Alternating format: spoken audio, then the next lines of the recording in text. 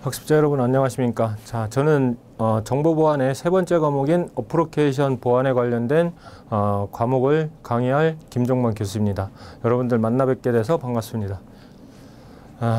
우리가 이미 정보 보안에 대해서 이미 두 과목을 진행을 했기 때문에 세 번째 과목은 우리가 일상생활을 하는 윈도우나 리눅스에서 많이 여러분들이 겪는 내용에 대한 내용이기 때문에 내용 숙지를 정확히 해주시면은 자격증을 취득하시는데 많이 도움이 될 거예요. 자, 근데 이 어플리케이션 보안 같은 부분 같은 경우는 반드시 실무와 그 다음에 이론을 겸비를 하셔야 취득을 하실 수 있다는 것을 유념을 해 주셔야 돼요.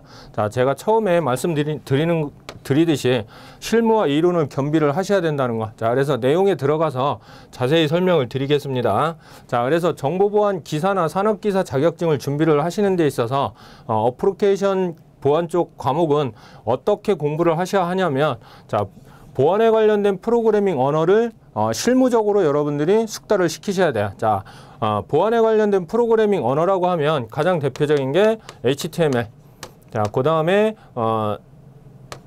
XS, 보안에 관련된 어떤 아주 중요한 언어예요. 자, 그 다음에 뭐 스크립트, 이런 보안에 관련된 프로그래밍 언어들을 여러분들이 윈도우나 리눅스에서 환경을 설정을 하셔야 되기 때문에 실무적으로 반드시 습득을 하셔야 되고요.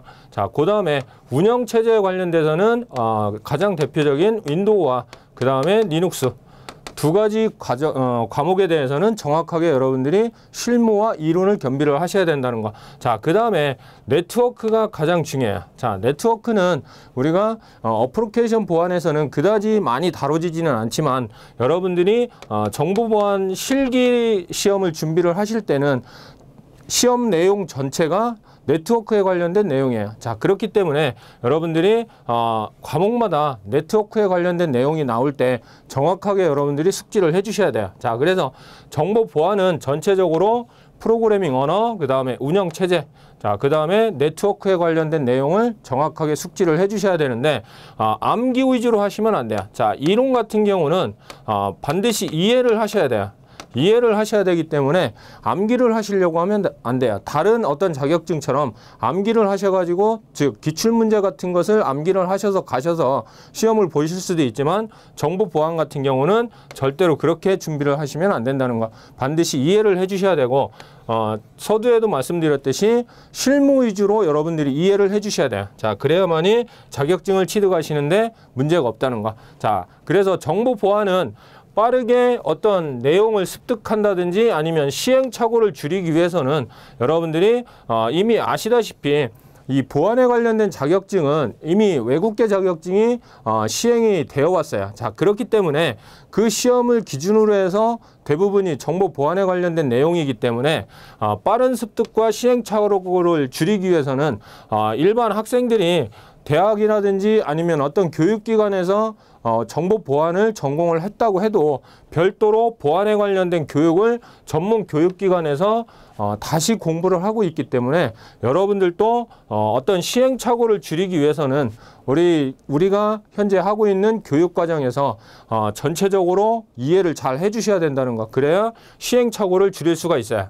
자, 시중에 나와 있는 떠돌아다니는 말에 여러분들이 좌지우지할 필요는 없어요. 저희가 진행하는 과정 순서대로 정확하게 실무와 이론 위주로 학습만 해주신다면 여러분들이 시행착오를 줄일 수 있다는 것을 다시 한번 강조를 드리면서 정보 보안에 기본적으로 어떤 방법으로 준비를 하셔야 되는지에 대해서 설명을 드렸고요.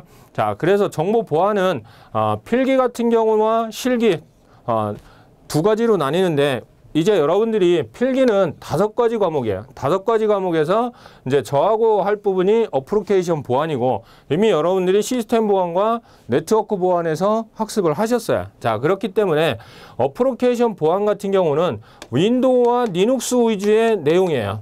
그렇기 때문에 대부분이 여러분들이 많이 들어보셨던 내용이에요. 학습에 들어가서 들어보시면 알겠지만 주변에서 보안하고 관련 없는 일을 하셨다고 하더라도 많이 들어봤던 내용이에요. 자, 그렇기 때문에 학습하시기에는 그다지 무리가 안 된다는 것을 다시 한번 말씀을 드리고, 나머지 정보 보호나 보안이나 보안에 관련된 어떤 법규 등도 여러분들이 하나의 과목으로 취급이 되기 때문에 정확하게 학습을 해 주셔야 된다는 거.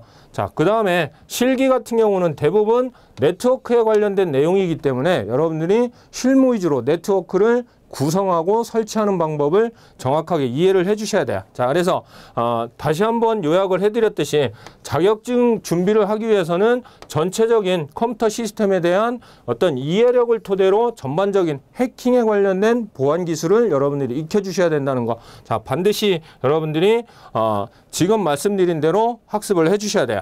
자, 그래서 정보 보안 같은 경우는 우리가 외국계 자격증인 SIS 보안 자격증에서도 합격률이 10% 내외였었고 상당히 난이도가 높은 자격증이었어요. 자, 그러다 보니까 초보자들이 준비하기에는 좀 어려울 수도 있고 그런데 여러분들이 본 교육 과정에서 과목별로 순서대로만 잘 준비를 해 주신다면 정보보안기사나 산업기사 자격증은 쉽게 취득을 하실 수 있다고 판단이 돼요. 자, 그 다음에 문제 출제가 이론으로 출제가 되기 때문에 여러분들이 직접 실습적인 능력이 없더라도 자격증 취득이 가능해요. 자, 근데 이 부분에서 여러분들이 오해를 하셔서 실무 위주로 학습을 안 하신다면 문제를 풀 수가 없어요. 자, 그래서 여러분들이 이론 위주로 출제가 되지만 실습적인 내용도 여러분들이 반드시 병행을 해 주셔야 된다는 거. 자, 그 다음에 두 가지 이 전체적인 그 학습 방법을 준비를 했다면 자격증에 대한 능력을 인정받기 위해서는 실무적인 부분, 즉 2차 실기 시험에서 네트워크 실무에 관련된 내용이기 때문에 실무적인 부분과 이론적인 부분을 모두 함께 병행을 해서 준비를 해 주셔야 된다는 것을 유념을 해 주십시오.